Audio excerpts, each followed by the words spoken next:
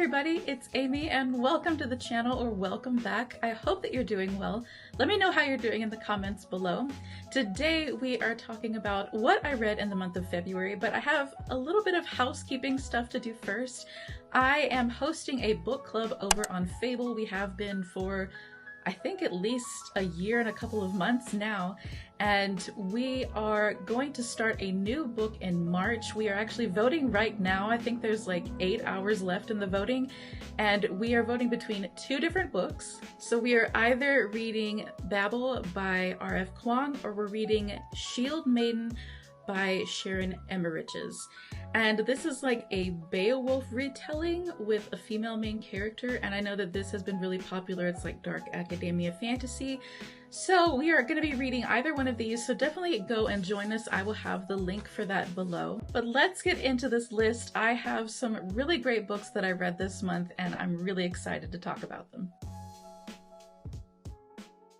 I received an ARC of Emily Wilde and the Compendium of Lost Tales by Heather Fawcett, and this is the third book of the Emily Wilde series, and I believe it's the final book. I believe it's going to be a trilogy, and I have loved this series. I have the previous two books on my shelf. I need to get the third one. Again, I was reading this as an ARC, and I really enjoyed this book. It had a bit of a different tone to it, and I don't want to give anything away because we are further on in the series. We definitely are exploring more of the Fae world, and we're going a bit deeper into Emily and Wendell's relationship, but I really enjoyed this. I rated it, I believe, yes, 4 stars, and I think I rated the previous two books 5 stars, so this wasn't my favorite out of this series, but I still would highly recommend reading this series and definitely highly recommend this book.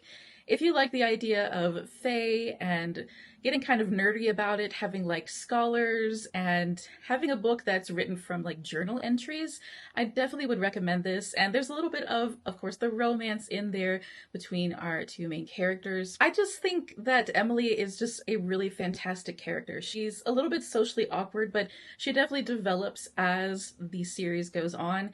But she just really loves what she does. She's a very genuine person, and she really wants to do what is right. And I just really enjoy these stories. They're funny, they're heartwarming, there is some action and some treacherous moments that happen in this series. So there's a little bit of everything. Even though it is considered like a cozy fantasy, there's still some action and stakes in there. And I definitely think the stakes were a little bit higher in this third book. I think if any of that sounds good to you, I would definitely recommend this series. And I gave this third book, again, 4 stars. When this video comes out, I believe it will be the day before Oathbound by Tracy Deonn comes out, and that is the third installment of the Legendborn cycle. So I had read the first one at the end of 2024, so I thought February would be the perfect time to read this book in preparation for the third one coming out.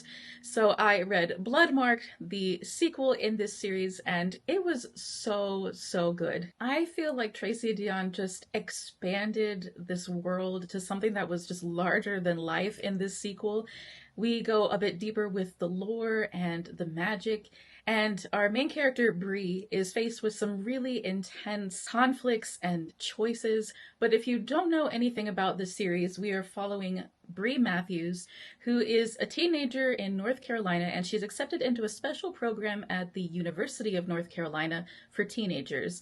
But she witnesses something really strange and magical, and she's pulled into this strange, magical, secret society that has magic that is very much based on Arthurian legend. It is so fantastic. It is fun, but it is also a bit angsty, and it definitely covers some really intense topics, and really important discussions are had in this series. We're talking about racism and systemic oppression and generational trauma as well. And having a Black author, a Black female main character, having this representation in fantasy, I think is so important.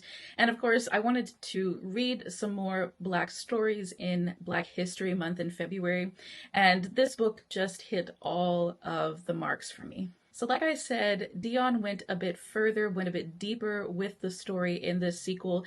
And I know sometimes we can have a bit of a sophomore slump when it comes to a trilogy or a series, but this did not have a slump whatsoever. I feel like I may have even enjoyed this more than the first book, and it could be just that the world is more established, but I feel like we just went in a direction that I wasn't quite expecting, and it really just expanded the world in all aspects. And we did go a bit deeper with romantic relationships within this story, and I don't want to give too much away, but there is kind of like a love triangle situation, and I'm not usually a fan of love triangles, but I feel like the way that it is done within the conflicts and issues that are being dealt with, I feel like it feels realistic, and I feel like it's something that would definitely happen in real life if you were kind of torn in these strange situations that obviously are fantastical, but it just felt pretty grounded and real.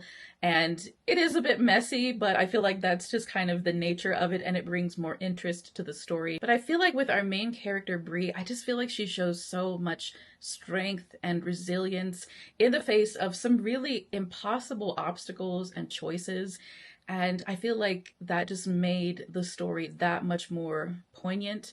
And the way that she navigates being a part of a magical society that is part of the oppression that she has dealt with, and then also being a part of her ancestral roots and everything. I don't want to give anything away. Having this duality within her is such a interesting story to follow, and I obviously definitely recommend this. I rated it 4 out of 5 stars, but I am so looking forward to Oathbound coming out March 4th. And if you have read this series, definitely let me know what your thoughts are about it. But I am so excited to get the third book. My next book is probably my favorite from this month, and that is Redemptor, the second book in the Ray Bear duology by Jordan Ifuko. And this book was incredible. It is a YA African-inspired fantasy, and we are following Tari Sai, who is the daughter of 2 very chaotic gods, and she's basically raised to become an assassin, and she's meant to kill this prince who is in line to become emperor, and so she tries to become part of his like 12-person council of different people from the entire realm, and the story of the chaos ensues from there. But this is a very political fantasy. This has some very interesting magic that is based in African lore and mythology, and it is just so rich and deeply complex. And in this second book, Ifuko just went so much deeper with it, and it just felt so grand and otherworldly, this world that she created. And the political conflicts that we deal with are so heavy and impactful, and I feel like so applicable to what is going on in our world, even though we're in this fantastical world and situation. There are a lot of different themes that are explored in this book, like morality and power, and even just our own personal identity. And I just feel like it was done with so much care, and I feel like it's done so well through the really complex characters that Ifuko creates. With Tari Sai, like, she is such an amazing main character. She has so much inner conflict going on that just makes her feel so human, even though she is developing these magical powers and becoming almost godlike in this story. And she is definitely having to deal with issues that are not normal for someone her age. She's very young. You know, she's like 17, so she's having to kind of decide the fate of the world, sort of heavy kind of decisions. And it's just so impressive how Ifuko writes her and how she's willing to do whatever it takes to do what's right. But it's also showing the conflict of how the hero of the story is pretty much having to put aside the people that they care about. And it's showing in this kind of found family aspect of the story with the council that she is a part of, how they kind of feel left behind in her decisions to help save the world and do all these courageous things. And it's just so interesting how even down to the side characters, Ifuko creates individuals that feel so real and well-rounded. And it is so compelling. It just makes you feel like you're in this council that feels like brothers and sisters, and it is just such a special relationship that is going on between this group that I feel like I haven't really seen in other stories. It's like found family, but I feel like it goes like a step deeper because of the magic that is in this world that connects them a bit deeper. And I don't want to give too much away about that, but it does have to do with the Ray Bear powers. And you'll learn about that in the first book. But it is just so magical and powerful how the relationships are portrayed and how magic affects them, how the politics affects them, and even just how the decisions that Tarisai makes really affects her friends and her family. And I think my favorite part of the book was towards the end, where we are experiencing not just the world, but even an underworld that Afuko creates. And she is just so creative. And I don't personally know all of the African lore and mythology that this is based on, but I just was so blown away by her creativity, and I definitely want to read more of her work. I actually have another of her books that is in this world, The Maid and the Crocodile, which is supposed to be like a house moving castle kind of retelling. It's like a novella, kind of cozy fantasy, and I definitely want to read that, but I am definitely putting her as like an auto-buy author from now on because I was just so impressed with her writing, and this was definitely a 5 stars, and I definitely recommend the Ray Bear duology. I have really been surprising myself recently because I have been gravitating towards fantasy romance, and one that I tried out in February is Heartless Hunter by Kristen Ciccarelli, and this recently got a sequel, Rebel Witch, that just came out, so you can now have 2 books within this world, but we are following a witch and her counterpart, a witch hunter, and he has been hunting down this vigilante, the Crimson Moth, who has been trying to free witches from this oppressive society that they live in. And this vigilante just might happen to be our female main character, who is a witch herself. And it is definitely an enemies to lovers kind of situation. There's kind of a fake dating scenario in here, but it's very much about getting secrets from each other, trying to get information from each other, but along the way, we kind of fall in love. So it is very exciting, it is very messy, it is very action packed, and it was super entertaining. I really enjoyed it. But even with that, there are still important themes that I feel like are discussed in this book. And we're talking about misogyny, sexual abuse, and harassment, and even how it can be affecting men in a male-woman relationship. And I feel like that's a really important discussion to have, and I feel like it was portrayed very well. I feel like we should represent all genders in the discussion against sexual abuse and harassment. And if that is something that would be triggering to you, I don't know if I would recommend this book, but I feel like it's done very delicately and well. We also definitely have discussion of power and subduing people, and it's all just woven into the narrative really well. And I feel like though some things can be a little bit more overt, we're definitely talking about blood magic within this story. We're dealing with like menstruation in some of the magic, so I'm just putting that out there. It's very interesting, but I'm just putting that out there so you're not caught unaware by it. I thankfully knew about it before going into it because I feel like that would have been very shocking, but it's still very interesting magic. And again, it is very entertaining. I gave this 4 out of 5 stars. I definitely am looking forward to reading the second book that is now out. I would definitely recommend this if you like fantasy romance, if you like a really thrilling story, enemies to lovers, and you like a lot of like twists and turns in your story. My next 2 books that I read are some literary fiction books that I read for Black History Month, and my first one is The Bluest Eye by Toni Morrison. And I cannot emphasize enough that this is an extremely intense and at times disturbing read, so I really want to make that disclaimer about this book. And as I go into the discussion, I'm not going to get like graphic or anything like that, but just know I am going to be talking about some very mature and intense topics. Now, I feel like at any age we should be having the discussion of racism, but this particular book, because it is talking about things like sexual abuse and violence on a very intense level, this is definitely an adult book, but it is one that I definitely would recommend because it is having really important discussions, and Morrison's writing is so original in its style. We have kind of different narrators throughout the book, and it's really surrounding a main character named Piccola Breedlove, a very young girl who experiences some very traumatic things, but it also is going to kind of show how generations before her and the community surrounding her are affected by what she is going through. So we're definitely exploring racism. We are talking about, again, sexual abuse.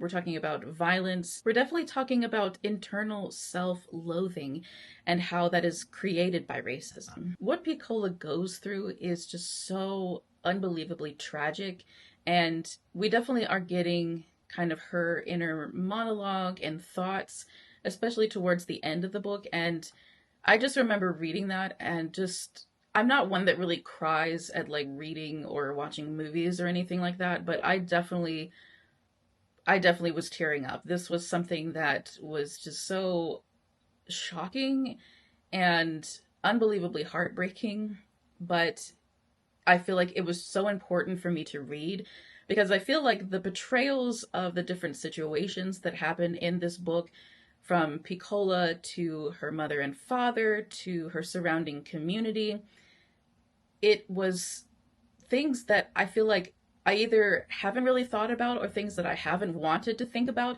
and realizing the depth of how racism affects people down to the individual. And it was so interesting seeing how this self-loathing that was in Piccola, the whole title of the book comes from her wanting to be like a young white girl who has blonde hair and blue eyes. I want to have the bluest eyes. And her just loathing her own appearance and her own race. It is just so heartbreaking. I know I wouldn't recommend this book for everybody because of the intensity of the subject matter. I'm not going to list all the trigger warnings, but I definitely recommend that you look them up. But we are definitely put in situations that are disturbing. But like I said, with the different narrators that we're getting, there are a couple of perspectives where we're put in the minds of people who have committed very atrocious crimes, and it is very disturbing. So just be aware of that going into it. I want you to know what you're getting into as far as this book goes. I feel like I am very glad that I read it because of how it made me more aware, and I feel like that awareness is incredibly important in how we interact with society, because the more we know about racism, the more we know how it affects people, the more we're willing to be advocates for change, the more we're willing to interact with people just in our daily lives in a different way. And I think it's so important to never downplay anybody's experience. I feel like even though this story took place in the 1940s and it's like, oh, well, that was so far off, those things don't happen anymore. I feel like this book is still very relevant for today because these kind of things can and do happen. And it is so sad that that is true. And you might be thinking, oh gosh, she's getting political and this is all. But racism is a moral issue, and I feel like it is such an important book that I'm glad is being kind of pushed more in the literary realm because of the important discussions that it has. I hope I haven't rambled too much about it, but again, just be very aware of the triggers going into this book, but know that it has such a powerful message and it is done in such a raw and real way. Again, I don't know if I would recommend this for everybody, but I rated it 4 out of 5 stars just because I was so moved by the writing and impressed by Morrison's writing style, and it definitely makes me curious to read more of her work, but I will probably need some time before I pick another one up. not knowing how intense her other books are, but I am definitely glad that I read this book. My next book is If Beale Street Could Talk by James Baldwin. And again, this is one that I read for Black History Month. And I feel like this is a bit of an easier book to read as far as the content goes. There still are definitely trigger warnings for this book, but I feel like it is an easier read in that it is not quite as disturbing as The Bluest Eye. We are following a young couple who are very much in love. They have known each other since they were kids, and the young man in this couple is wrongly accused of a crime and incarcerated, and his female counterpart is on the other side, and she finds out that she is pregnant. He's been in jail for a couple of months. This all is happening at the beginning of the book. I'm not giving anything away, but we are definitely dealing with a very difficult situation. And our male main character of this couple, Fani, he is wrongly accused because of his race. And we're seeing how this young couple's love, we're seeing the community that surrounds them, how people are able to band together and try to fight for justice. And this is obviously definitely about racism, but it's also about community, how racism has really affected our criminal justice system. And again, this is a book that is taking place in the past. I believe it was written to be like in the 60s. We're in New York.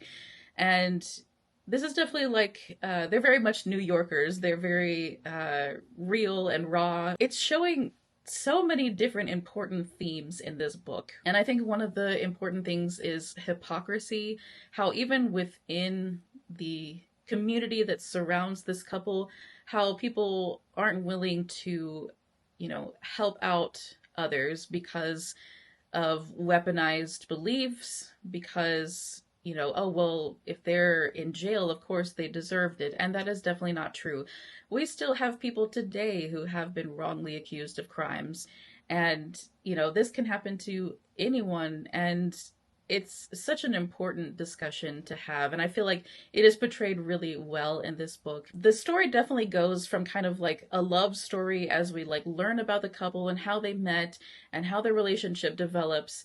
But it definitely turns into almost like a sort of true crime story by the end. This is definitely fiction, of course, but the way that the narrative goes, it kind of feels like a crime show sort of story where we're just trying to follow the lines of, when the trial is going to be and the different witnesses and just trying to follow all of the different strands within this web. So there's definitely a lot going on, but the through line is our main male character being in jail. So I definitely feel like this is a book for anybody to read. There's definitely language and there's some sexual content in the book, but it is not nearly as intense as The Bluest Eye, like I said earlier. But I gave this 4 out of 5 stars. I really enjoyed this book. It was very moving.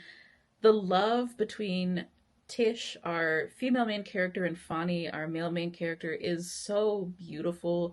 They just have a very pure love, and they're a very young couple, but it's just very moving and very beautiful, and you just want to fight for them. You want the best for them to happen, but they're definitely fighting a corrupt system. They're fighting racism, and it's also very beautiful seeing the community that's around them wanting to help them. Definitely Tish's family. They are a very beautiful family unit, and it was just very moving and heartwarming. I feel like they reacted in ways that you wouldn't typically think people would react. Finding out, your daughter is pregnant and, her boyfriend is wrongly accused and he's in jail, but they're always supportive and realize, that these two people they're good people, they're good kids. And that is really kind of the heart of the story, is that they are good people and you just want to root for them and hope for the best for them. I don't want to give away how the story ends, but it definitely is a difficult story. It's a heartbreaking story, but it is very compelling. It is very moving. And I feel like it is very relevant for today. And I think that is regardless of race. This is applicable to anybody. These were very powerful fiction books, but I feel like as far as the intensity of content, that If Beale Street Could Talk was a bit easier of a read, so just be aware of that as far as recommendations go. After those really intense reads, I needed something that was kind of like cozy and lighthearted, so I listened to The Teller of Small Fortunes by Julie Leung. And this is a cozy fantasy that very much feels like a cozy D&D adventure, and we're following a young girl named Tao who is a teller of small fortunes. That's what she calls herself. She kind of has this power of foresight, but she tries not to tap into her power where she's able to see like big future things. She kind of just looks at very small things in people's future, and she kind of travels around and she runs into some people, and they kind of form this found family sort of group, this adventure group. There are different little adventures that go on in the story, but kind of the greater story is following Tao's past. And I don't want to give too much away about it, but it was definitely a very cozy read. It was very heartwarming and fun. We just kind of have this group of friends, group of misfits. We got our fortune teller. We have kind of a man who was like a mercenary in arms for hire, a former. We also have a former thief, and we have a baker. And it's just a really cute group of friends, and it's very heartwarming, like the journeys that they go on and the relationships that develop. And even though this is a cozy fantasy, we do have adventures, we have some stakes involved, but it's nothing too intense or anything like that. But we also kind of discuss some important things like our nationalities and, you know, being like an immigrant to another country and how that affects you in kind of having like a conflicted identity. And, you know, we're talking about culture and language. And it definitely is a heartwarming story with a really sweet message behind it, and kind of small but important discussions. And I just really enjoyed it. And I rated it 3. I'm kind of saying 3.5 stars because I felt like it was a little bit long.